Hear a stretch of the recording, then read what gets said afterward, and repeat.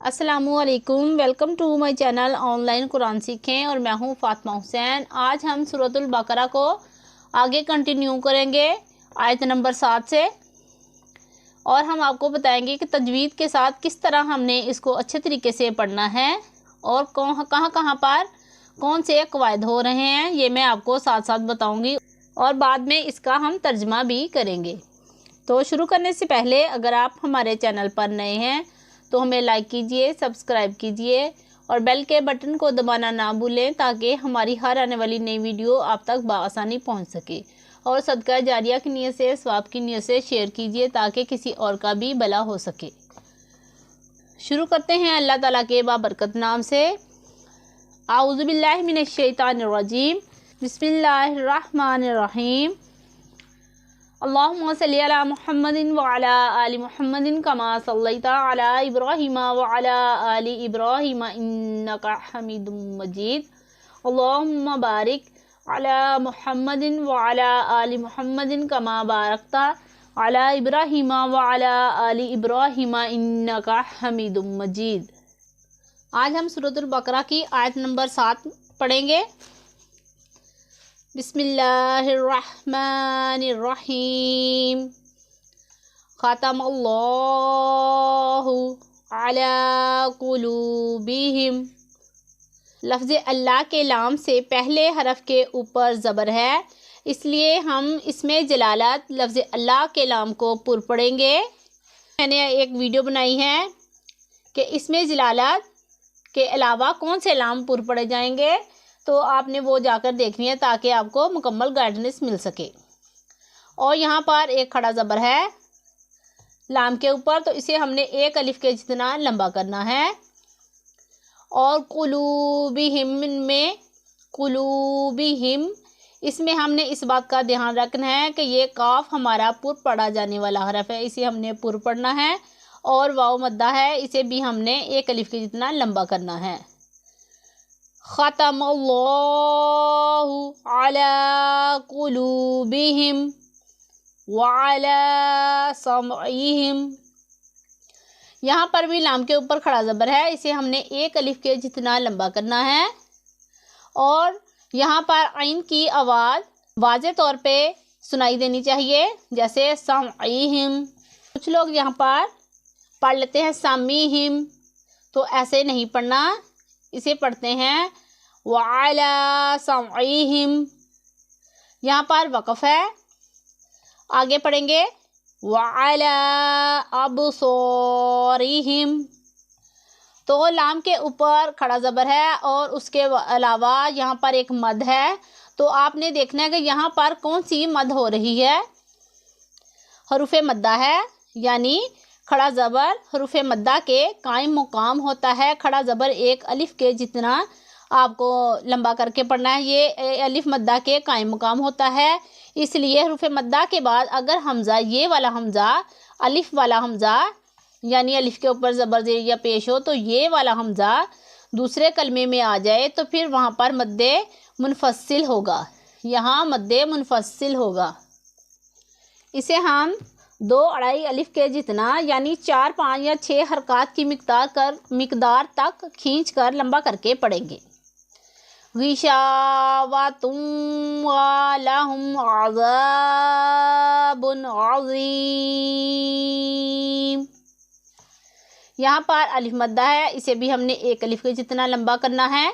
आगे वाव के ऊपर शद है, तो इसे हमने पिछले वाले हरफ के साथ पहले मिलाना है, क्योंकि मुशद्दद हरफ 2 दफ़ा पढ़ा जाता है।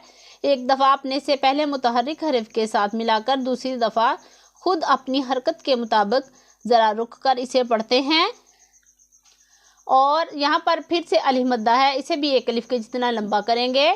और अज़ीम, इसे हमने कितना लंबा करना है, यहाँ पर आप देखें के हरूफ़े मद्दा है, यानी या साकिन से पहले ज़ेर है तो या मद्दा, उसके बाद आरजी सुकून है, यानी वक़फ़ की वजह से हमने मीम को साकिन कर दिया, तो यहाँ पर मद्दे आरिज होगा। यहाँ पर आपको इस तरह का कोई भी सिंबल नज़र नहीं आएगा मद का। यहाँ पर आपने खुद देखना है कि हरूफ़े मद्दा के बाद आरजी सुकून है, यानी मीम के ऊपर 2 पेश थी, तो वक़फ़ की वजह से इसे हमने साकिन किया, تو یہاں پر پھر مد عارض ہوگا جسے ہم 1 2 یا 3 الف کے جتنا کھینچ کر لمبا کر کے پڑھیں گے، جیسے ختم اللہ علی قلوبہم وعلی سمعہم۔ تا والا جو وقف ہے یہ وقف مطلق کی علامت ہے، یہاں ٹھہرنا بہتر ہے۔ وعلی ابصارہم غشاوۃ ولہم عذاب عظیم۔ تو آپ نے دیکھا کہ عظیم کو ہم نے مزید لمبا کیا، حروف مدہ کے یعنی یا مدہ کو ہم نے 1 الف کے جتنا لمبا کرنا تھا، لیکن پھر یہاں پر مد عارض ہوا تو اسے ہم نے مزید لمبا کر کے پڑھا۔ وَمِنَ النَّاسِ مَن يَقُولُ، یہاں پر آپ دیکھیں کہ نون مشدد ہے، میم مشدد اور نون مشدد میں ہمیشہ غنہ ہوتا ہے۔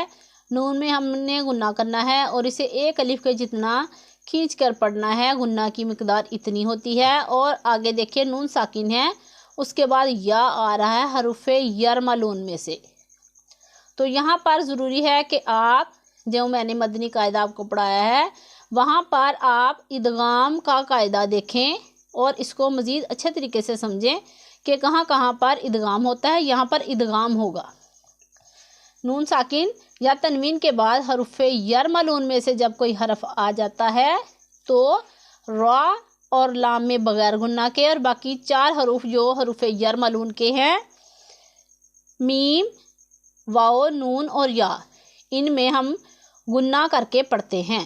تو یہاں پر بھی غنہ ہوگا، ادغام ہوگا، اس میں بھی ہم غنہ کریں گے، جیسے من یقول، تو یہاں پر غنہ کرنا ہے، آپ نے یاد رکھنا ہے، یہاں ادغام کا قاعدہ آ رہا ہے۔ آمنا باللہ، یہاں پر نون مشدد ہے، اس میں بھی غنہ کرنا ہے، اور باللہ میں آپ نے دھیان رکھنا ہے کہ لفظ اللہ کے لام سے پہلے زیر ہے، تو پھر ہم نے اس میں جلالت لفظ اللہ کے لام کو باریک پڑھنا ہے جب اس سے پہلے زیر ہو۔ وَبِالْيَوْمِ الْآخِرِ وَمَا هُمْ بِمُؤْمِنِينَ، یہاں پر آپ دیکھیں کہ حمزہ ساکن ہے، اسے ہم نے جھٹکے کی آواز کے ساتھ پڑھنا ہے، اور نین میں آپ دیکھیں کہ پھر سے وہی قاعدہ آ رہا ہے کہ حروف مدہ ہے، یعنی یا ساکن ہے، اس سے پہلے زیر ہے تو یا مدہ، اور وقف کی وجہ سے نون ساکن ہو رہا ہے تو یہاں پر مد عارض ہوگا۔ اور آگے یہ جو وقف ہے، یہ جو گول دائر ہے، یہ تو آپ سب کو پتہ ہے کہ یہ آیت کے اینڈ میں آتا ہے، وقف تام کی علامت ہے، یہاں ٹھہرتے ہیں، لیکن اس کے اوپر آپ دیکھیں یہ چھوٹا سا میم ہے، یہ وقف لازم کی علامت ہے، یہاں لازمی ٹھہرنا ہے ہم نے، یہاں اگر نہیں ٹھہریں گے تو لفظ کا مطلب الٹ ہو سکتا ہے، اس لیے آیت پہ تو ہم رکتے ہی ہیں، لیکن یہ والا میم اگر آیت کے کہیں بیچ میں بھی آ جاتا ہے تو پھر وہاں پر ہم نے لازمی طور پہ وقف کرنا ہوتا ہے۔ ختم اللہ علی قلوبہم وعلی سمعہم وعلی ابصارہم غشاوۃ ولہم عذاب عظیم۔ وَمِنَ النَّاسِ مَن يَقُولُ آمنا